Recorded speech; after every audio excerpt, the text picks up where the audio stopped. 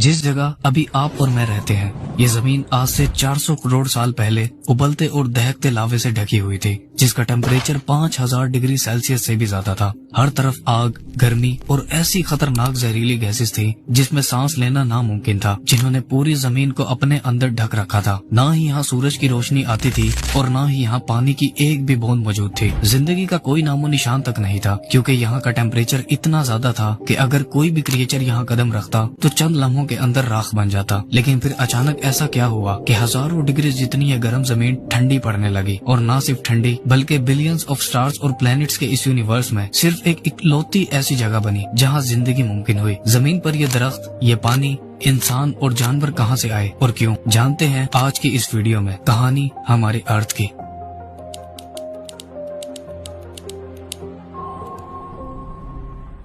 आज से करीब 6.5 बिलियन साल पहले हमारी स्पेस में एक डस्ट और गैसेस से बने क्लाउड और एक स्टार के अलावा और कुछ भी नहीं था। पूरी स्पेस एकदम खाली और खामोश थी। साइंटिस्ट ने इस गैसेस के क्लाउड को सोलर नेबुला का नाम दिया है। ये क्लाउड मेनली हाइड्रोजन और हीलियम गैसेस से बना हुआ था, जो यूनिवर्स में सबसे ज्यादा पाए जाने वाले एलिमेंट्स में से हैं। इसी क्लाउड में और भी कुछ एलिमेंट्स मौजूद थे, जैसे ऑक्सीजन, कार्बन, नाइट्रोजन और सिलिकॉन, जिनसे हमारे सोलर सिस्टम के ज्यादातर प्लैनेट्स बने हैं। ये बादल करोड़ों सालों तक ऐसे ही स्पेस की खामोशी में 100 लाइट ईयर्स तक फैला हुआ था। यानी लाइट को इसके स्टार्टिंग पॉइंट से एंडिंग पॉइंट तक पहुंचने में पूरे 100 साल लग जाते। लेकिन एक दिन इसके पास मौजूद उस स्टार में, जिसका हमने अभी जिक्र किया, एक बहुत बड़ा धमाका हुआ, जिसे साइंटिस्ट सुपरनोवा एक्सप्लोजन कहते हैं। ये धमाका इतना ज्यादा भयानक और इंटेंस था कि इसके फटने से उस क्लाउड के अंदर की सारी गैसेस, डस्ट और सारे एलिमेंट्स बड़ी ही तेजी से कंप्रेस होने लगे, जिसके नतीजे में ये अपने सेंटर की तरफ कोलैप्स होने लगा। इस कंप्रेशन के दौरान ये क्लाउड बड़ी ही तेजी से घूमने लगा। जैसे जैसे ये कंप्रेस होता गया, वैसे वैसे ये एक रोटेटिंग डिस्क में बदलता गया। इस प्रोसेस को सोलर नेबुला हाइपोथेसिस कहते हैं। इस रोटेटिंग डिस्क के सेंटर में एक न्यूक्लियर फिजन रिएक्शन होने लगा, जिसका टेम्परेचर 15 मिलियन डिग्री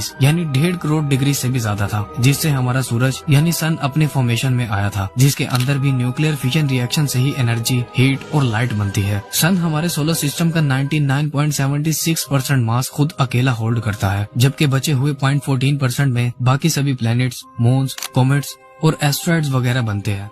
हमारे सूरज के बनने के बाद उसकी ग्रेविटेशनल फोर्स की वजह से आसपास की सभी डस्ट और गैस के पार्टिकल्स आपस में टकराकर मिलने लगते हैं। इन कोलिजन्स की वजह से वो मजीद बड़े होते गए और उनका साइज मजीद बढ़ता चला गया, जिन्हें साइंटिस्ट ने प्लैनेटेजिमल्स का नाम दिया। ये प्लैनेटेजिमल्स स्पेस में घूमती कई किलोमीटर लंबी लंबी चट्टानें थी, जो कि एक दूसरे के टकराव से बड़ी बनती गईं, और आखिर में साइंटिस्ट ने इन्हें प्रोटो प्लैनेट्स का नाम दिया। जैसे हमारा चांद। चांद भी एक प्रोटो प्लैनेट है। स्टार्टिंग में हमारे सोलर सिस्टम में सूरज के करीब टेम्परेचर इतना ज्यादा था कि सिर्फ मेटल और रॉक ही सर्वाइव कर सकते थे, और इसी के चलते ये 4 प्लैनेट्स अपने वजूद में आए: मरकरी, वेनस, मार्स और अर्थ। इन चारों प्लैनेट्स को साइंटिस्ट रॉकी प्लैनेट्स कहते हैं। उस टाइम पर इन सभी प्लैनेट्स पर एक जहन्नुम जैसा मंजर था। चारों तरफ आग, गर्मी, आसमान से गिरते एस्ट्रॉइड्स और लावे के समंदर थे, जो इन्हें एक जहन्नुम जैसा मंजर देते थे। शुरुआत के दिनों में हमारी जमीन की सरफेस मोल्टन हॉट लावा से ढकी हुई थी, जिसमें से काफी जहरीली गैसेस निकलती रहती थी, और कई किस्म के एस्ट्रॉइड्स अर्थ की सरफेस से टकराते रहते थे। यूं कहें कि अर्थ पर आग से जुटे हुए एस्ट्रॉइड्स की बारिश होती थी। लेकिन यही वो एस्ट्रॉइड्स थे जो हमारी जमीन पर पानी लाने का काम करते थे।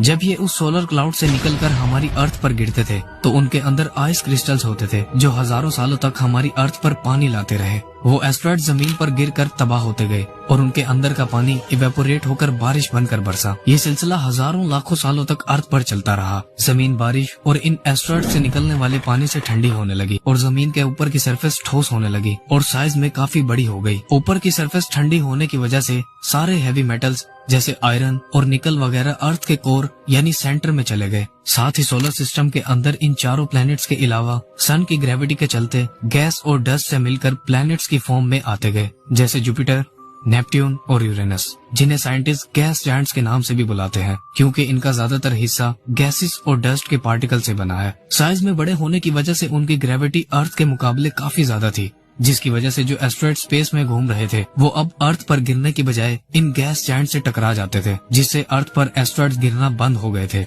लेकिन पूरे सोलर सिस्टम के इन सभी प्लैनेट्स को फॉर्म होने में तकरीबन 1 करोड़ साल से भी ज्यादा का लंबा वक्त लगा था, जिसके बाद हमारा सोलर सिस्टम कंप्लीट हुआ था। लेकिन अभी एक और चीज ऐसी थी जो हमारी अर्थ पर होनी बाकी थी, और वो थी अर्थ की मैग्नेटिक फील्ड।